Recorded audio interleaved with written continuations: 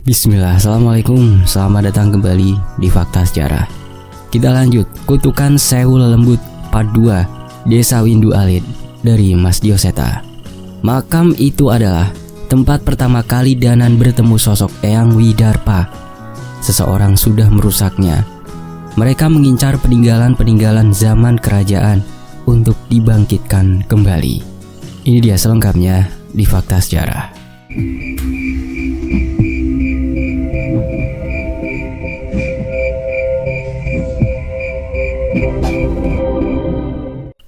Suara teriakan penuh ketakutan seorang warga yang tengah berjaga di pos ronda membelah keheningan malam.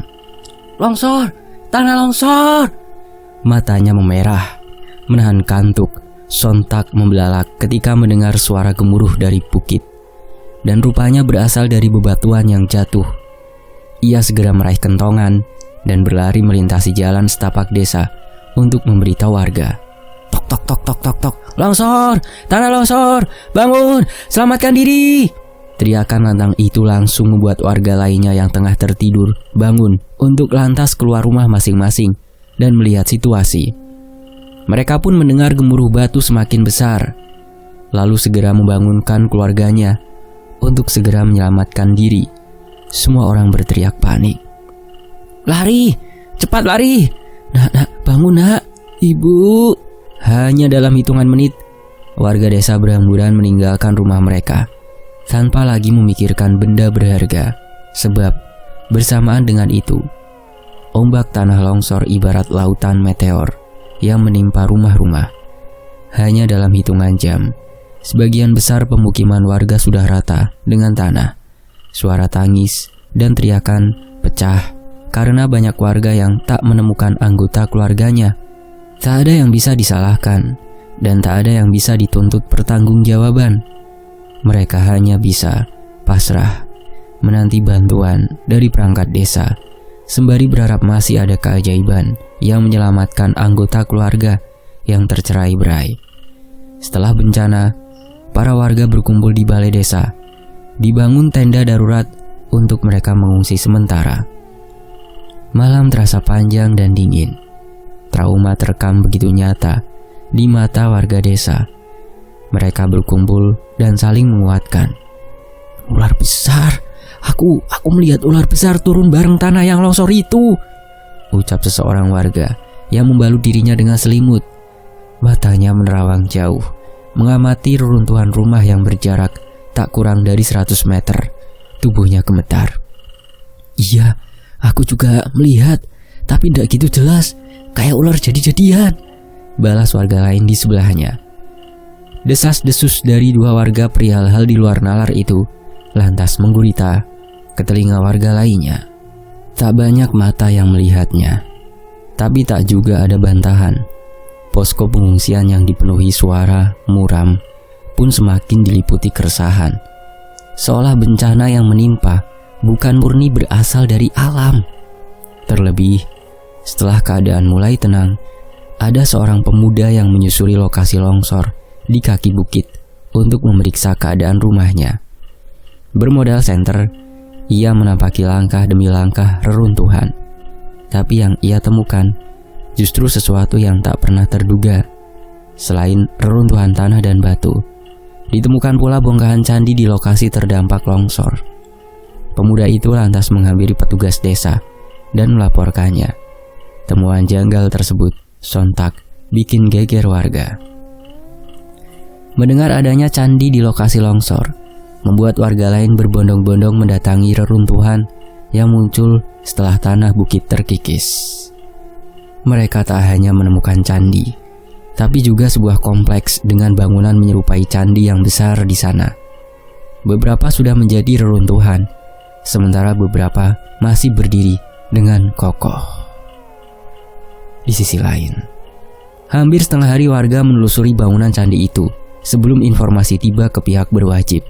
Entah apa yang mereka cari, harta yang mungkin bisa mengubah nasib mereka setelah bencana, atau sekedar memenuhi rasa penasaran. Penelusuran beberapa warga yang diinisiasi oleh seorang pemuda yang kali pertama menemukannya pun sampai pada sebuah bangunan yang menyerupai candi utama berukuran raksasa, yang bagian dasar dan sebagian badan utamanya masih tertutup tanah. Pihak desa menghimbau warga untuk tidak menelusuri lebih lanjut dan tak mengizinkan adanya penggalian mandiri karena khawatir itu situs bersejarah yang berpotensi rusak. Tugas itu kelak diserahkan kepada tangan-tangan ahli. Namun, pemuda itu diam-diam mengajak 4 temannya untuk mencari tahu lebih dalam. "Apa itu? Singgasana?" tanya salah satu teman si pemuda dengan tatapan heran. Di hadapan mereka ada kursi batu yang terpampang di ruang besar bangunan itu. Tertera juga relief-relief kuno yang sudah termakan zaman di tembok yang mengelilingi singgasana. Mereka pun penasaran dan menghampirinya. Tapi sebelum mereka sempat menaiki anak tangga, tiba-tiba sebuah anak panah melesat dan menghadang jalan mereka. "Ini bukan tempat yang pantas kalian datangi," terdengar suara dari sekeliling untuk memperingati para warga. Siapa itu?" tanya si pemuda. "Hanya mereka yang berdarah terah keramat yang berhak menjejakkan kaki di sini." Suara lain terdengar menyusul sosok sebelumnya. Belum sempat mencari tahu dari mana asal suara itu, seorang teman dari si pemuda tergeletak begitu saja secara tiba-tiba, disusul dengan warga lainnya. Di leher mereka terdapat garis luka yang rapih dan dalam hitungan detik memuncratkan darah segar. "Apa yang kalian mau?" teriak pemuda itu histeris, menyaksikan 2 temannya yang meregang nyawa. Ia ingin kabur, tapi kakinya seolah terpantek. Dari belakang terlihat seorang pria yang mengenakan pakaian jas mendekat ke arah mereka. "Kalau kalian masih takut untuk menunjukkan diri, maka tahta itu memang hanya pantas untukku," serunya. Tak jauh di hadapan pemuda itu, di atas candi, terlihat sosok makhluk yang berkelebatan mengenakan topeng hitam. "Apa yang akan kita lakukan pada warga itu, Kleng?" tanya pria berjas itu. "Baron sudah membereskan mereka." Mendapati situasi yang membingungkan, pemuda tadi berlari penuh ketakutan, diikuti 1 temannya yang tersisa. Namun, mereka langsung bernasib sama. Darah bermunceratan dari leher mereka karena anak panah yang melesat dan tertancap mulus. Samar-samar terlihat sosok bertopeng bergerak dengan cepat dan menghilang. "Kau terlalu gila," ucap suara tak kasat mata yang menggaung entah dari mana asalnya. "Kekejaman tidak akan memenangkan apapun," balas sosok tak kasat mata lainnya. Pria berjas itu malah tertawa dan semakin mendekat ke singgasana. Namun, ia hanya menatap singgasana, seolah tahu bahwa tidak ada artinya bila ia mendudukinya. Sekarang tanpa ritual yang membuatnya benar-benar menggenggam tahta. "Setelah ku ambil pengaruh dari bocah itu, aku akan menjadi yang terkuat dari kalian dan menduduki tahta itu," seru pria berjas tersebut. "Jalanmu tidak semudah itu. Aku tahu kau mempertaruhkan segalanya demi mendapatkan tahta yang bukan milikmu," balas sosok-sosok yang masih bersembunyi. "Dan terah keramat bukan hanya berasal dari terah ningrat. Kau tidak tahu apa yang terjadi saat aku mengusik mereka." Setelah suara terdengar langkah kaki yang menjauh, terburu-buru dari berbagai sisi reruntuhan. Pria itu menyeringai, matanya menyalang. "Aku tidak sepengecut kalian," hardik pria berjas itu sebelum menghilang dari reruntuhan. Jauh dari salah satu sisi reruntuhan, terlihat beberapa warga yang berteriak mencari warga lainnya yang tak kunjung kembali ke tenda pengungsian. Mereka lalu terbelalak dan menahan tangis karena melihat yang mereka cari mati dengan cara yang mengenaskan. Mereka melihat ke arah sekeliling reruntuhan untuk mencari-cari pelaku yang mungkin bisa mereka tangkap dan adili. Akan tetapi, mereka pun merasakan ada sosok yang menutupi keberadaan mereka dari sosok pembunuh yang dikenal dengan nama Baron. "Pergilah sejauh mungkin dari tempat ini. Bersembunyilah. Siapapun yang mengetahui tentang hal ini, nyawanya akan terancam." Sosok tak kasat mata yang memperingati mereka pun menghilang dengan suaranya yang menggema bersama deru angin yang berhembus dari pelataran penuh genangan darah itu. Mendengar peringatan akan ancaman mara bahaya yang mereka tahu tak bisa diantisipasi, amblaslah nyali untuk menempuh keadilan karena mereka hanya bisa bergidik ketakutan. Mereka buru-buru lari menyelamatkan diri, meninggalkan pelataran candi. Mereka tak mengindahkan mayat warga yang mulai dinikmati burung pemakan bangkai. Sementara itu, dari sudut pandang Danan, kutukan desa Windu Alit. Hitam dan putih, baik dan jahat, hidup dan mati, alam ini tercipta dengan dua hal yang saling berdampingan meski bertolak belakang. Semuanya tak lain sebagai penyeimbang yang tak dapat dihindarkan. Lantas, apa gunanya manusia memberantas kejahatan apabila sudah dipastikan bahwa kejahatan tidak akan sirna dari muka bumi ini? Pertanyaan itu acap kali menjadi jebakan untuk manusia untuk menyerah, untuk mencoba bertindak melawan kezaliman. Aku mengamati pemandangan hijau jalan dari balik jendela seiring bus yang aku dan Cahyo tumpangi menuruni kaki gunung. Pepohonan yang rindang begitu menyejukkan pikiranku yang akhir-akhir ini dihinggapi pemikiran semacam itu. Lalu aku bergumam, kira-kira sampai kapan ya kita harus ngurusin masalah perdemitan? Cahyo di sebelahku melirik, lah kira-kira kapan ya kita ndak perlu repot-repot cari makan lagi? Dasar panjul, ditanya serius malah mikir makanan terus. Protesku, lah jawab aja, ucap Cahyo dengan raut yang entah benar-benar serius atau benar-benar dibuat seolah serius. Ya pas kita mati lanjul, selama masih hidup kita pasti lapar terus dan butuh makan. Cahyo lantas mengangguk, ya sama, kita harus ngurusin masalah beginian sampai kita mati. Kita makan karena akan lapar, dan kita ngurusin masalah perdemitan karena akan selalu muncul manusia-manusia yang kemakan rayuan setan. Emangnya kalau lapar kamu gak makan? Emangnya kalau ada orang yang mau ditumbalin buat pesugihan kita bisa diam? Ia membalas jawabanku dengan pertanyaan serius. Aku terdiam sejenak.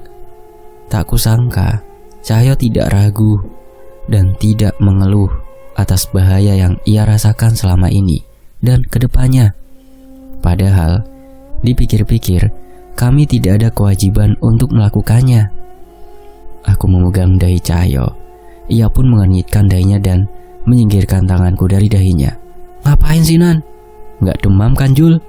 Maksudmu apa? Tumben jawabanmu nggak ngawur Jul. Seketika sarung keramat yang melingkari tubuhnya mendarat di wajahku berupa selepetan yang tak dapat kutangkis. Beruntung hanya aku dan Cahyo yang duduk di kursi belakang. Para penumpang kebanyakan sudah turun di terminal sebelumnya. Asu, bercanda Jul, jangan diambil hati. Gorengan aja biar murah kok, kataku. Iya, gorengannya sewajan, kamu yang bayar, balas Cahyo yang kembali menikmati perjalanan. Kali ini Cahyo lama terdiam dan terlihat gusar. Bukan hanya karena kejadian kemarin, tapi juga karena desa tempat tujuan kami kali ini, desa Windu Alit. Setelah diskusi panjang dengan Pak Le, kami benar-benar tidak menemukan petunjuk bagaimana cara kami menemukan sosok yang mengirim kutukan itu. Namun, Pak Le teringat bahwa ada benda yang mungkin bisa memiliki kekuatan yang sama kuatnya dengan benda itu, tabuh waturingin, sebuah pemukul gamelan yang terbuat dari kayu akar beringin berumur ratusan tahun. Benda yang juga menjadi kunci untuk menghentikan kutukan yang meneror desa Windu Alit, yakni gending alas mayit. Kami turun dari bus lalu menyambung dengan angkutan umum yang mengantarkan kami pada jalan yang mengarah ke desa Windu Alit. Jalan yang sudah terbentuk dan jembatan yang sudah terbangun dengan kokoh membuat kami lebih mudah tiba ke desa yang dulu bahkan kami harus menelusuri hutan terlebih dahulu untuk sampai. Walau sudah banyak perubahan, entah mengapa aku merasa tempat ini masih terasa seperti dulu. Bangunan-bangunan kayu tidak banyak berubah, tapi beberapa rumah sudah memiliki kamar mandinya sendiri. yang hanya berjarak beberapa langkah dari rumah. Kabel listrik sudah terlihat di atap rumah, tapi cara berpakaian warga desa, keramahan, dan hawa dingin yang selalu membuatku nyaman masihlah sama di ingatanku. "Kamu grogi?" tanyaku pada Cahyo setelah mengamati mimik wajahnya yang tampak jelas ada kecemasan. "Oh, enak saja. Mana mungkin seorang Cahyo grogi?" balas Cahyo refleks. Aku mengangguk-angguk dengan memasang raut meledek. Cahyo membuang muka, sementara kami terus melanjutkan perjalanan. Sekar, kok bisa ada di sini?" Celetukku tiba-tiba sembari melambai di sisi Cahyo. Wajah Cahyo mendadak panik. Ia menoleh ke arahku melambai, tapi tidak menemukan siapapun di sana. Ia menoleh ke segala arah, mencari keberadaan Sekar, dan aku mempercepat langkahku meninggalkannya. Asem, mentang-mentang habis ketemu Naya jadi iseng ya?" teriak Cahyo mengejarku. Aku menghindar dari sabetan sarung Cahyo sembari menertawakannya. Bilang aja emang harap ketemu." "Embuh, lah emang kalau beneran ada Sekar mau ngapain, Jul?" tanyaku iseng. "Ya terserah aku, mau nyapa, mau meluk, kan terserah." "Hah? Emang berani kamu, Jul?" "Ya jelas lah. Sejak kapan seorang Cahyo jadi pengecut?" Cahyo membusungkan dadanya dan memukul dadanya sendiri 3 kali. "Mas Cahyo!" Terdengar suara teriakan seseorang perempuan yang tiba-tiba muncul dari salah satu sisi jalan. Aku dan Cahyo sontak menoleh ke arah itu. Aku memicingkan mata, lalu mataku membulat ketika mendapati bahwa pemilik suaranya tak lain adalah Sekar. "Alhamdulillah, ternyata beneran Mas Cahyo sama Mas Danan." Sekar berlari menghampiri kami dengan senyum lebar. "Kok nggak bilang-bilang mau kesini?" Sekar, kok bisa ada di sini?" Cahyo mendadak gagap. "Kebetulan aja, ini aku habis dari warung Mbah Samin beli bumbu," balas Sekar. Aku mengangguk dan menyalami Sekar. Sementara Cahyo masih terdiam dalam tundukan. Wajahnya memerah, bak udang rebus. Sekar menunggu jawaban. Peluk, bisikku pada Cahyo. Cahyo melirik kesal kepadaku. "Peluk," katanya berani. Seorang Cahyo katanya gak takut apapun. Ledekku dengan cengiran. Cahyo lalu mengapit leherku, mengarahkanku untuk berbalik. Tiba-tiba saja perutku dihantam oleh sikutnya dengan kekuatan penuh. Aku pun meringis kesakitan, memegangi perut. "Mas Danan, kenapa?" Sekar terkejut. "Oh enggak, dari tadi Danan nahan mules.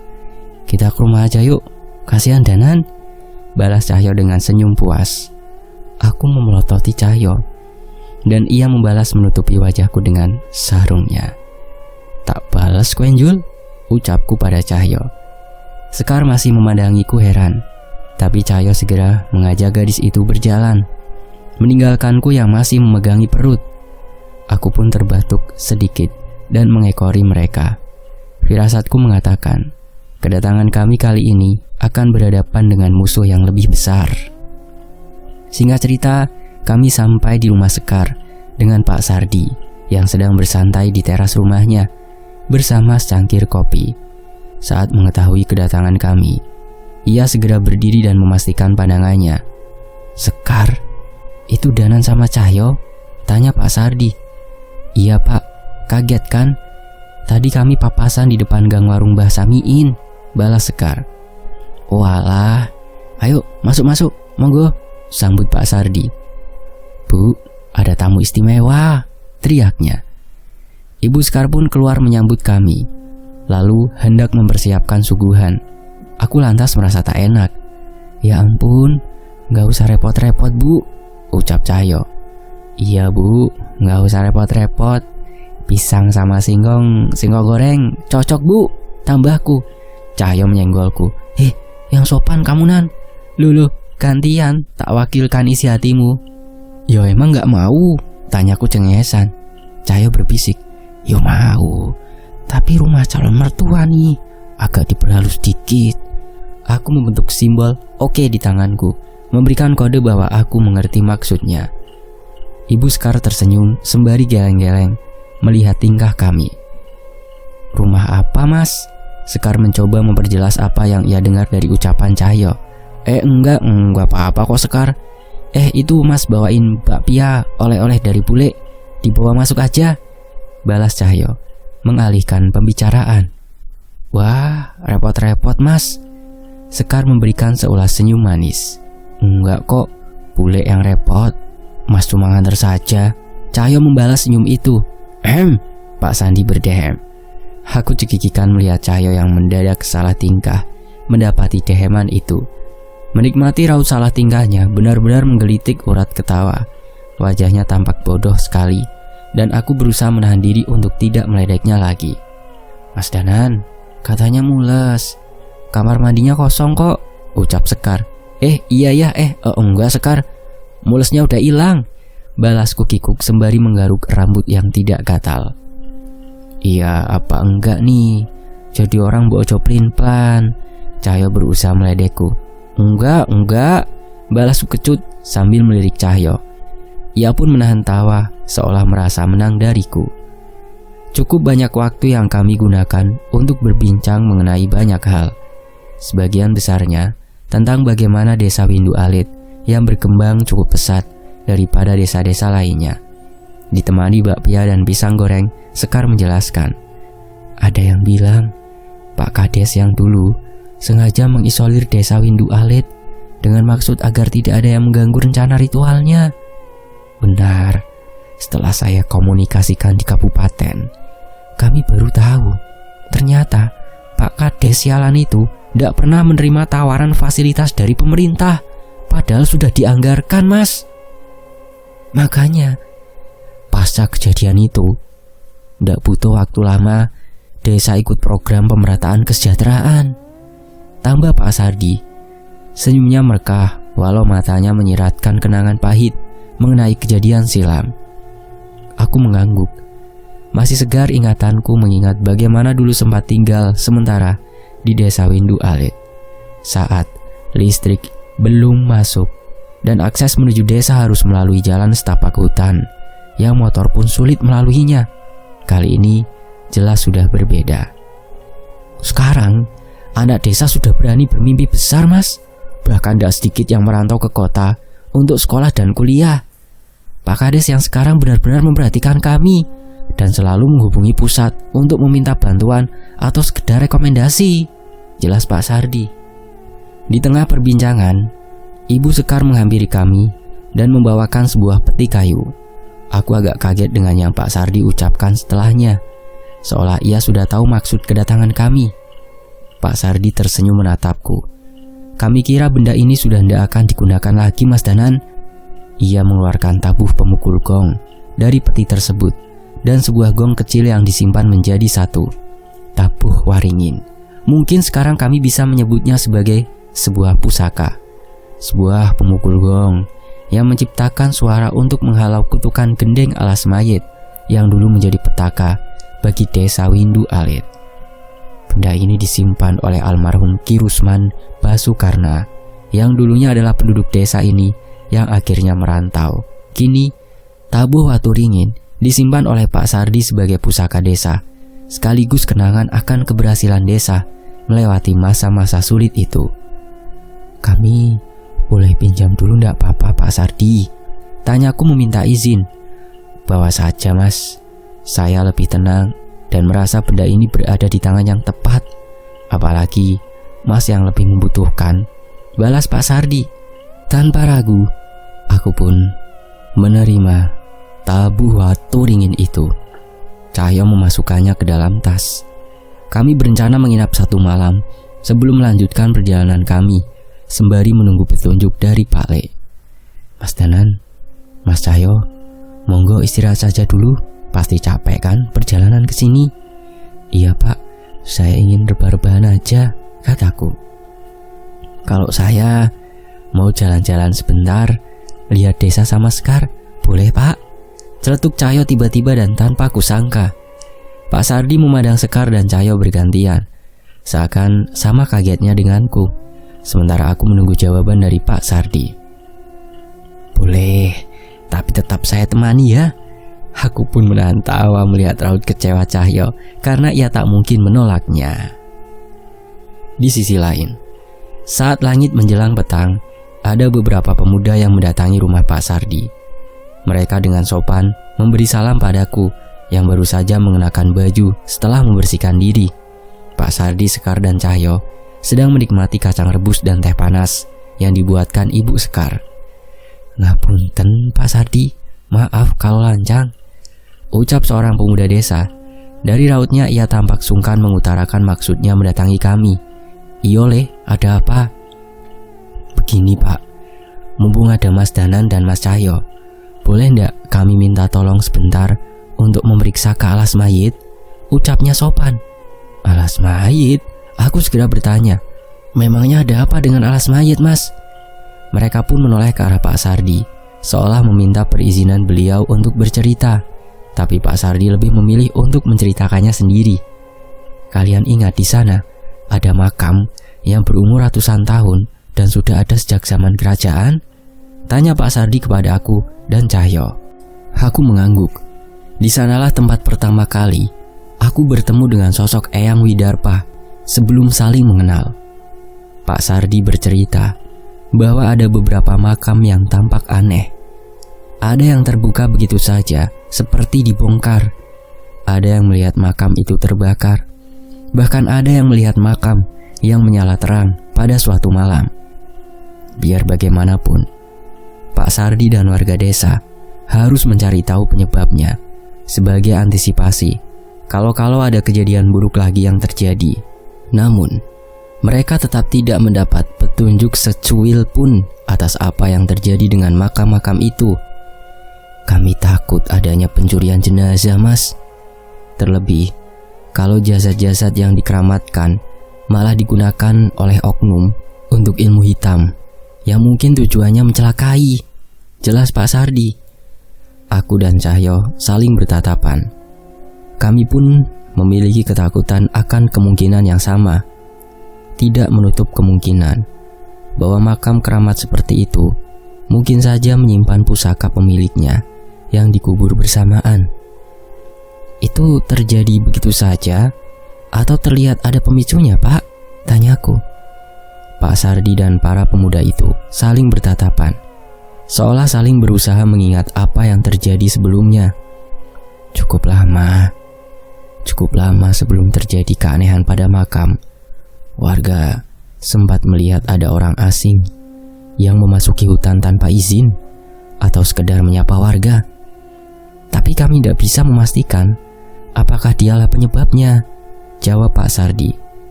"Orang itu sudah keluar?" tanya Cahyo yang tampak serius. Pak Sardi menggeleng. "Tidak ada yang melihatnya keluar, Mas. Mungkin masih di sana. Tapi di sana juga buat apa? Atau memang sudah keluar tanpa sepengetahuan kami?" Sepertinya memang tidak ada cara lain untuk mengetahui apa yang terjadi di alas mayit jika tidak aku dan Cahyo pastikan sendiri. Mengetahui kutukan yang menyerang desa Dawu Ilir memang penting. Masalah yang ada di hadapan kami juga tidak boleh ditinggalkan begitu saja. Dan mungkin saja masalah di alas mayit berhubungan dengan tujuan kami. Aku dan Cahyo tidak bisa membuktikan prasangka jika tidak segera bergegas ke sana. Sementara itu, di hadapanku berjejer pepohonan yang tumbuh rindang dengan liar, vegetasi hutan yang subur tapi juga menyimpan misteri, bahkan menjadi saksi dari bencana gaib yang memakan banyak korban. Alas mayit. Matahari masih terang di atas kami, tapi di alas mayit, rimbunya pepohonan membuat cahaya sulit untuk menembusnya. Mataku menyusuri setiap penjuru hutan di tengah udara dingin yang lembab. Di belakangku, Cahyo dan Sekar melangkah beriringan. Sedari memasuki area hutan, Sekar terlihat sekali tak nyaman dengan suasana sekelilingnya. Wajar, ia punya pengalaman yang sangat buruk tentang hutan ini. "Sekar, selama ini sudah gak pernah ada hal aneh dari hutan ini kan?" tanya Cahyo sambil merapatkan jaketnya. "Gak mungkin kalau gak ada, Mas. Namanya juga alas suwung begini. Tapi paling hanya kejadian aneh biasa. Enggak sampai yang makan korban seperti kejadian dulu," jelas Sekar. Aku mengangguk mengerti maksud dari Sekar. Hutan bukanlah habitat manusia saat ini. Alam punya cara tersendiri untuk melindungi kelestariannya dari makhluk yang mungkin merusaknya. Salah satunya dengan bantuan sosok gaib yang berdiam di sana. Cerita dari Pak Sardi tentang pergolakan makam benar-benar membuatku gelisah. Aku tidak tahu mengenai siapa, gerangan, sosok yang diduga oknum penyebab makam-makam itu bernasib seperti yang dilaporkan warga. Beberapa menit kemudian, kami tiba pada area makam yang dimaksud. Beberapa makam tua dan dianggap keramat yang terbuka dan amblas ke dalam tanah, yang biasanya diakibatkan oleh hujan. Tapi, keanehan lain seperti yang diceritakan tidak terlihat di sekitar makam kami. Sejenak aku berpikir, dulu aku pernah bertemu dengan Eyang Widarpa di pemakaman ini. Ia sempat tinggal di makam ini cukup lama. Apa saat itu ia memang mencari keberadaan makam Prabu Arya Darmawijaya? Atau memang ada maksud lain? Baru terlintas pertanyaan ini. Enggak ada yang aneh, kita kembali saja yuk, ajak Cahyo. Daripada main di hutan serem begini, mending nyicipin masakan Sekar. Setuju, kita harus menguji masakan calon menantu Pak Le, balasku penuh semangat. Seketika sarung kumal Cahyo sudah menampar wajahku tanpa aku sempat menghindar. Sekar pun tampak kaget dengan itu. Yang bener kalau ngomong. Cahyo melirik malu ke arah Sekar. Lah, emang gak mau toh? Balasku lagi. Enggak lah, gak mungkin aku nolak, jawab Cahyo yang segera bergegas berjalan duluan di depan dengan salah tingkah. Aku menoleh ke Sekar dan tahu-tahu merunduk dengan wajah yang memerah karena ucapan Cahyo barusan. Mas Dana nih bisa aja, ucap Sekar dengan memukul lenganku. Sekar pun berjalan meninggalkanku. Sementara itu aku sedikit melirik ke arah salah satu sisi hutan. Aku melirik punggung Cahyo dan ia tiba-tiba menoleh dan tatapan kami bertemu. Ia memberikan anggukan. Rupanya Cahyo juga merasakan keberadaan seseorang atau sesuatu yang tengah mengintai kami. Tidak mungkin kami mengajak Sekar untuk memastikan jika itu mengantarkan kami ke dalam situasi yang berbahaya. Aku dan Cahyo akan kembali ke tempat ini malam nanti saat semua sudah terlelap. Sesampainya di depan rumah Pak Sardi, Sekar langsung melangkah ke dapur bersama Cahyo. Aku pun menemui Pak Sardi yang tengah menyiram tanaman di belakang rumah. Walau kami menyembunyikan hal ini dari Sekar, kami tetap menceritakan rencana kami pada Pak Sardi. Monggo mas, jika perlu saya dan beberapa warga akan membantu mas ke alas mayit malam nanti, ucap Pak Sardi. Gak usah pak, saya hanya mau observasi dulu tanpa niat untuk ambil tindakan lebih lanjut. Terlalu berbahaya jika warga dilibatkan tanpa ada persiapan matang, balasku. Baik mas, tapi apa ada yang perlu saya bantu siapkan? Cukup obor dan kopi panas saja ya pak. Gampang itu, saya kira lebih susah persiapannya. Pak Sardi tertawa renyah. Aku hanya tersenyum. Walau Pak Sardi tampak biasa saja, aku yakin ia menyimpan kekhawatiran yang besar. Ia sebagai perwakilan desa pasti ingin mencegah hal yang mungkin akan terjadi menimpa desa ini. Sementara itu, tepat jam 10 malam, aku dan Cahyo kembali memasuki alas mayit berbekal sepasang obor yang diberikan oleh Pak Sardi. Untuk di hutan sebesar dan seluas ini, penerangan obor jauh lebih efektif daripada senter yang disimpan di jaket Cahyo untuk berjaga-jaga. Aku dan Cahyo melangkah dengan kehati-hatian, sembari memberikan fokus yang lebih kepada telinga. Di tempat gelap, kejelian menangkap bunyi lebih berguna daripada melihat objek.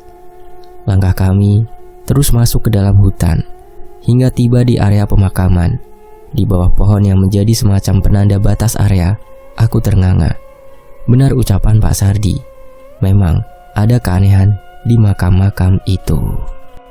Aku dan Cahyo menggeleng tak percaya saat makam yang amblas mengeluarkan api yang seolah membakar habis sisa-sisa apapun yang berada di makam itu. Sementara makam yang lain sudah terbuka kembali dan mengeluarkan hewan-hewan menjijikan seperti ular, lipan, dan berbagai serangga. Apa ini semua? Siapa orang di balik ini? Bisik Cahyo menggeleng heran. Aku hanya ikut menggeleng, tak mengerti dengan apa yang terjadi di hadapan kami. Kami hanya bisa memastikan langsung dengan melangkah ke sana dengan nyali yang sudah kami kumpulkan. "Keluar! Kami sudah mengetahui keberadaanmu!"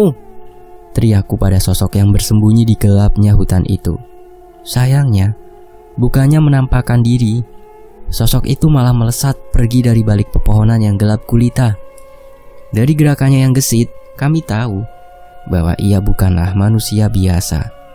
Tidak mungkin manusia biasa bisa dengan leluasa berlari dengan kecepatan tinggi, membelah tanah lembab tanpa penerangan. Spontan, aku dan Cahyo berpencar dengan mengambil jalur berbeda untuk mengejar sosok itu. Walau ia sangat cepat, aku dan Cahyo sudah mengetahui seluk-beluk alas mayit. Pengejaran dilakukan cukup melelahkan dan dramatis. Cahyo sempat beberapa kali tergelincir karena permukaan tanah yang licin. Sementara aku tak bisa menangkap suara langkah karena tampaknya sosok itu tahu kelebihan kami. Namun, dengan strategi yang sudah kami siapkan, akhirnya aku berhasil menghadang sosok itu tepat di ujung makam. Seorang pria mengenakan topeng hitam yang sudah terbelah. "Jul, apa dia adalah orang itu?" tanyaku penuh kewaspadaan kepada Cahyo. Aku seketika teringat dengan sosok pendekar yang berasal dari desa yang sama dengan Cahyo. Pendekar bertopeng hitam yang dikenakan ludruk yang menjadi pelaku pembantaian di desa Cahyo. Cahyo memperhatikannya dan menggeleng. "Bukan, dia jelas sangat berbeda." "Siapa kamu?" bentaknya. Pria bertopeng sebelah itu menatap kami dengan tatapan dinginnya. "Kalau saja kalian memilih untuk pergi, mungkin kalian tidak akan mati di sini," balasnya. Ancaman itu membuatku dan Cahyo semakin waspada.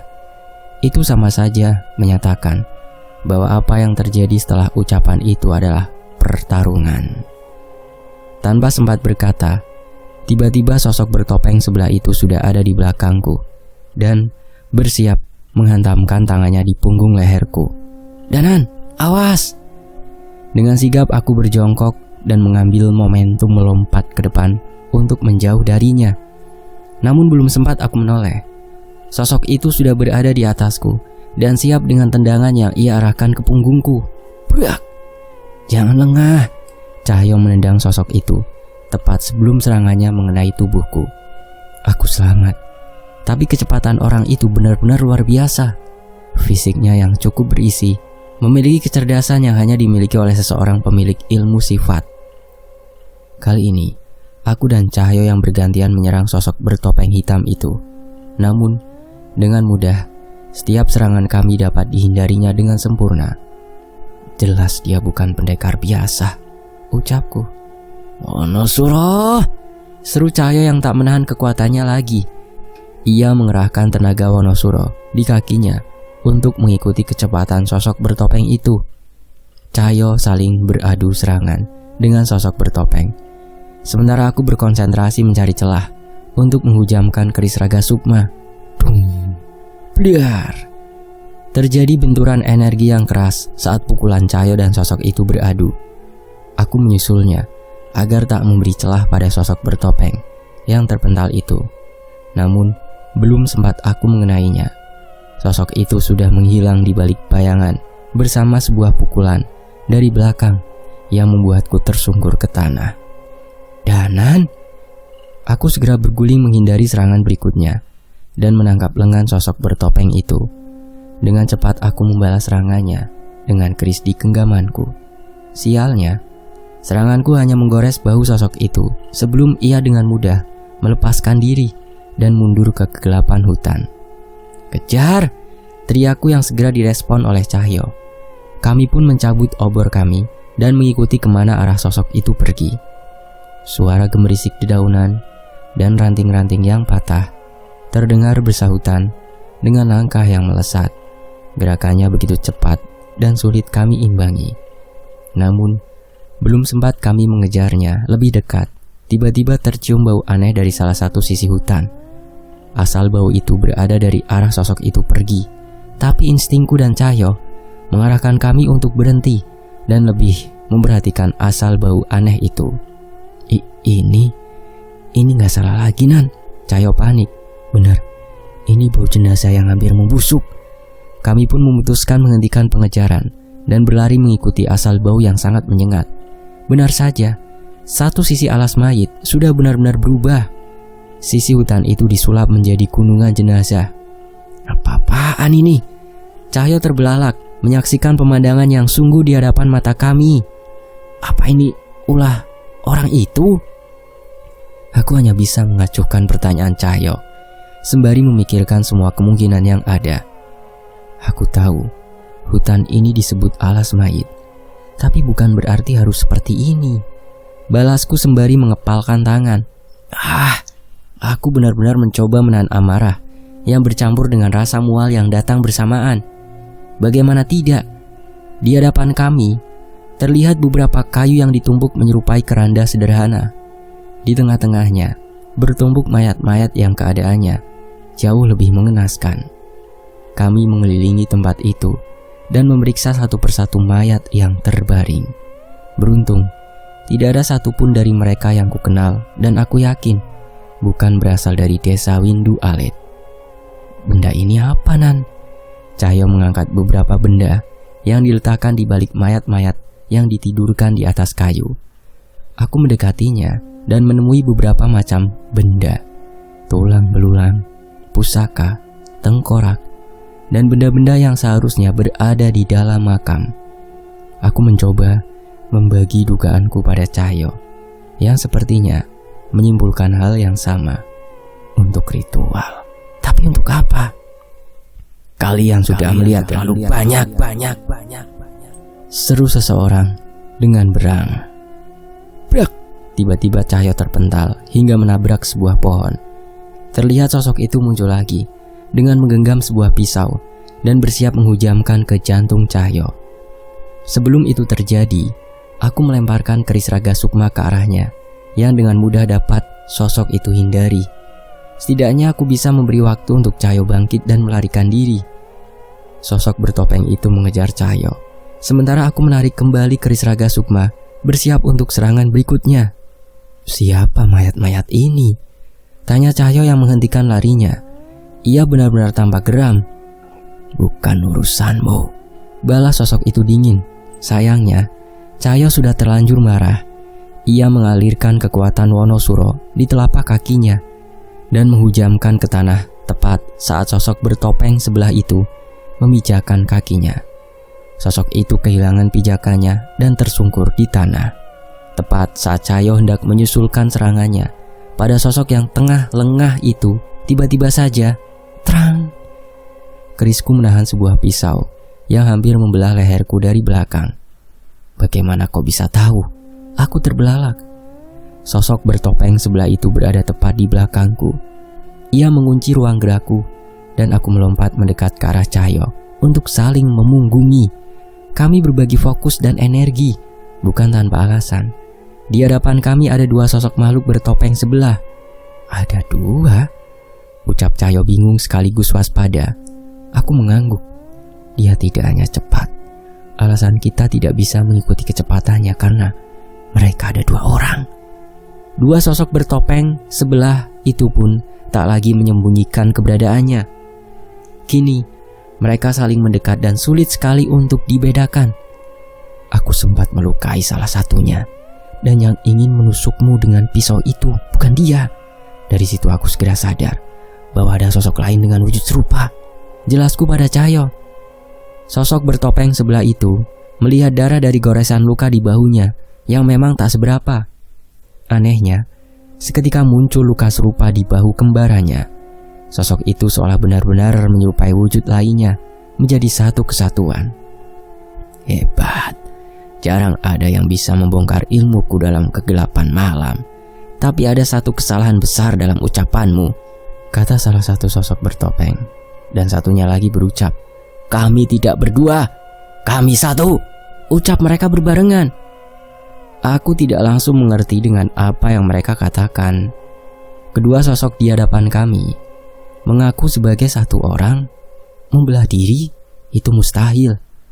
Pecah sukma. Iya, aku pernah mendengar ilmu seperti itu dari Pak Le. Pecah sukma. Cahyo juga tercengang mendengar ucapannya sendiri.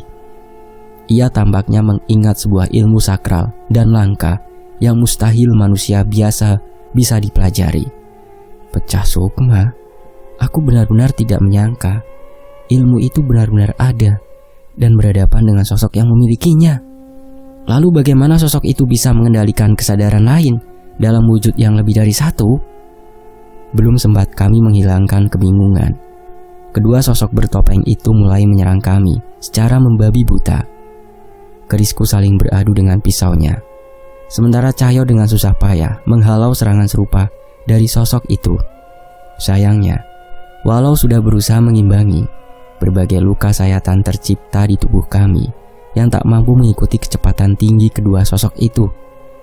Aku dan Cahyo hanya bisa menghindar, tapi tak mungkin kami menang kalau kami tidak bisa menyerang balik. Gak bisa begini terus, kita harus melakukan sesuatu, Nan, ucap Cahyo. Aku mengangguk dan menarik nafas sebelum membacakan sebuah mantra pada kepalan tanganku. Sedangkan Cahyo juga memusatkan kekuatan Wonosuro di kepalan tangannya. Sekarang, teriakku.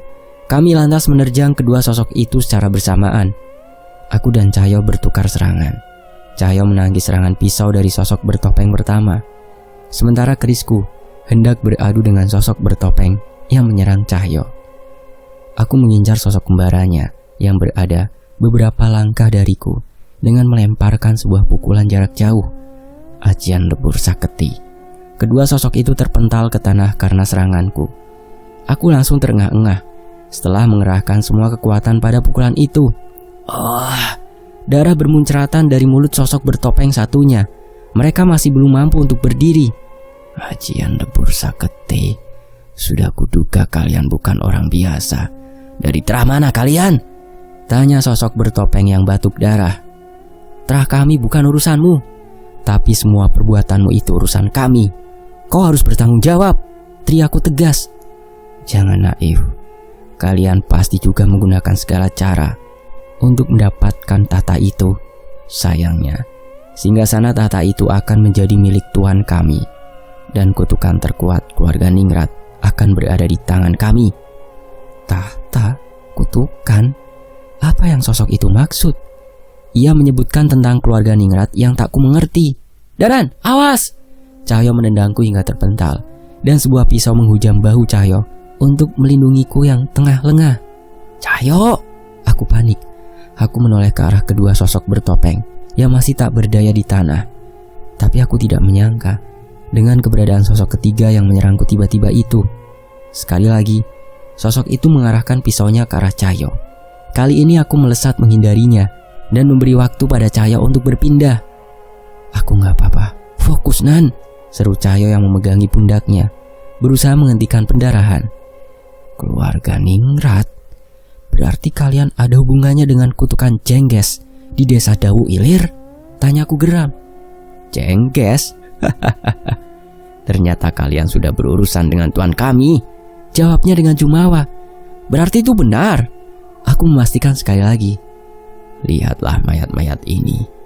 Mereka adalah korban kutukan Jengges, hadiah tuan kami sebagai bayaran atas ilmu-ilmu yang kami miliki demi mengabdi kepadanya.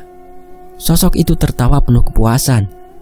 Sekarang saatnya kami membalasnya dengan memberikan pecahan sukma pendekar-pendekar masa lalu untuk dibangkitkan menjadi abdinya. Pendekar masa lalu? Abdi? Sepertinya aku harus mengesampingkan soal itu terlebih dahulu. Saat ini amarahku tak lagi terbendung saat mengetahui ada korban lain dari kutukan Jengges selain desa Dawu Ilir. Aku membacakan mantraku lagi, bukan lagi ke kepalan tanganku, tapi pada keris raga sukma dalam genggamanku. Dengan cermat, aku memperhatikan serangan sosok bertopeng sebelah itu dan menghindarinya sebisaku. Belasan luka sayat menerpa tubuhku, tapi aku belum puas sampai aku bisa menumpahkan amarahku pada satu serangan yang kukumpulkan sebagai serangan terakhir. Celup! Danan! Teriak Cahyo histeris. Kali ini tusukan pisau itu menusuk di sisi bahuku. Sosok bertopeng itu tersenyum seolah menyatakan kemenangannya. Tapi ia salah. Aku mencengkeram tangannya dan tak membiarkannya mencabut pisau itu dari bahuku hingga ia tak memiliki kesempatan untuk lari. Kau anggap apa nyawa manusia? Pertanyaan bodoh macam apa itu? Teriakku penuh amarah sembari menusukkan keris Raga Sukma yang telah diselimuti cahaya putih ke dadanya. Serangan itu dengan mudah menembus dan mengoyak jantungnya. Kurang ajar kau bajingan. Sosok itu memuntahkan darah, tapi reaksi itu hanya sementara. Sebelum pecahan sukmanya berubah menjadi asap hitam. Tubuhku terbaring tak berdaya, tapi bukan berarti aku berhenti. Kedua pecahan sukma yang tak berdaya itu tersembunyi di balik kegelapan hutan untuk melarikan diri. Namun, aku langsung memisahkan sukmaku untuk melayang demi melesatkan keris Raga Sukma ke tubuh mereka satu persatu. Sama seperti sosok yang kuhabisi tadi, mereka semua hanyalah pecahan sukma yang kembali menjadi asap hitam saat aku berhasil mengenainya. Sebelum kembali ke tubuhku, aku melayang setinggi-tingginya mencari keberadaan tubuh asli dari sosok bertopeng itu. Sialnya, tak ada tanda-tanda mencurigakan di hutan ini. Hanya ada dua kemungkinan. Tubuh asli dari sosok bertopeng itu mengendalikan sukmanya dari jauh, atau sudah lebih dahulu melarikan diri sejak kami menemukan keberadaannya. Aku tak mampu mempertahankan wujud ini dengan lebih lama. Luka di tubuhku membuatku benar-benar kehabisan tenaga. Cahyo menyeret dirinya untuk menghampiriku. Sudah Nan, jangan memaksakan diri. Biarkan dia lolos saat ini. Seenggaknya kita sudah dapat petunjuk, ucap Cahyo lemah. Enggak bis. Aku akhirnya ambruk. Kami terbaring lemah di antara mayat-mayat yang membusuk. Sembari mengatur nafas, kami membacakan amalan penyembuh yang kami harap dapat membantu memulihkan luka kami. Aku tidak mau mati di sini, meskipun sekujur tubuhku terasa perih dan terbakar akibat luka sayatan yang entah berapa jumlahnya. Bersambung, nantikan bagian berikutnya hanya di Fakta Sejarah. Terima kasih semuanya. Saya pamit. Wassalamualaikum warahmatullahi wabarakatuh. Alhamdulillah.